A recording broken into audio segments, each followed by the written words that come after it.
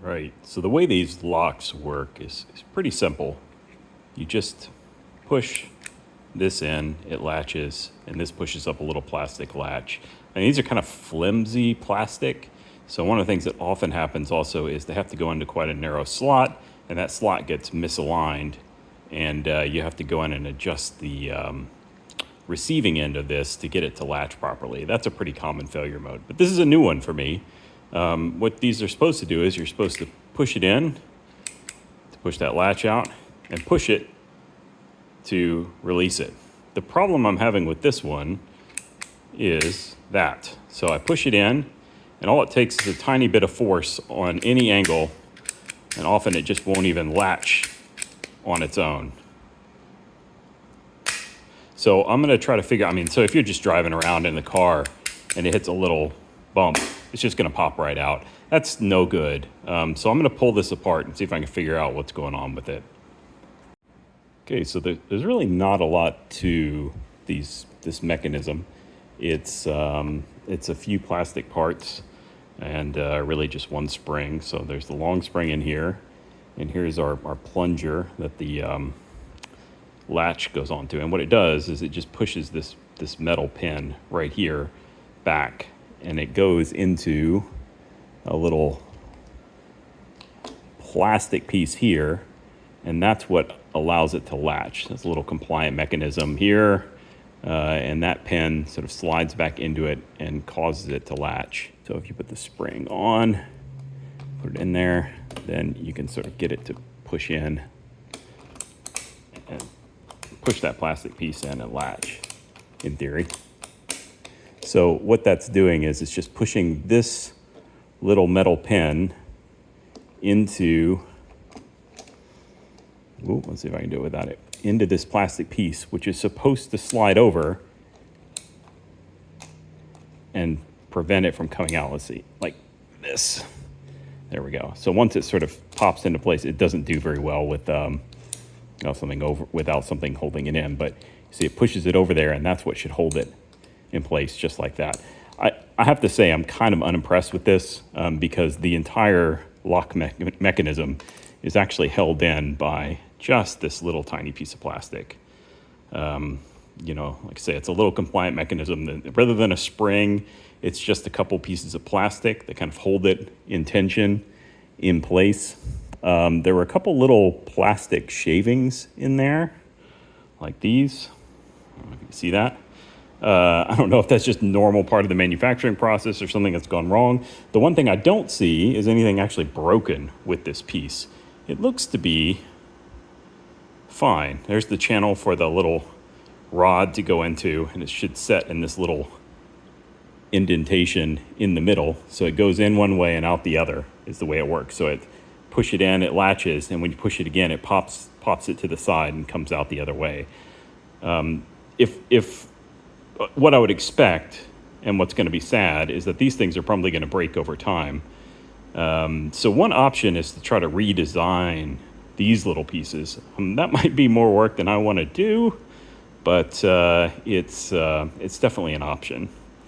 I have a bad feeling that these latches aren't going to last too long because, it's the entire mechanism that holds it in place is literally this little flimsy piece of plastic. So that doesn't bode well for the longevity of it. Of course, these, as I mentioned before, this latch part is also plastic, and as it keeps getting pushed on there, it'll probably eventually wear down a little bit. These things are surprisingly expensive. I had a quick look on Amazon. They're like $30 or $40 each, which is a little bit crazy. I may see if I can get them like wholesale or something cheaper, or see if some other way to get my hands on it. The easiest way to do this would obviously be they're very simple to take out. It's 2 screws, they pop right out, and you put a new one in, right? That would be the easy option if you could get them cheap. If they're like $5 or $10, I would do that in a heartbeat. For $30 or $40 each, I'm a little bit alarmed by that. So I'm gonna have a look and see if I can fix it. See what I can do to maybe make this a little bit better. Obviously I'm gonna clean it up a little bit, get these little pieces out of here. Doubt that's anything, but who knows? Try that, put it back together, kind of get a feel for it. When I put the plunger in, what I notice is that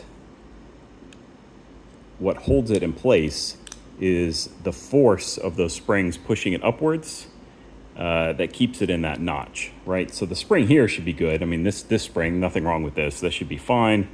What's probably going on is that this compliant mechanism just isn't really strong enough.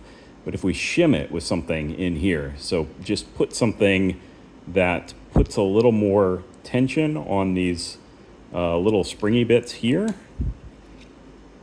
these little bits right here. So rather than like this, it's just a little bit more tension on it. That might force this up a little bit more against the top and allow our little rod to stay in there a little better.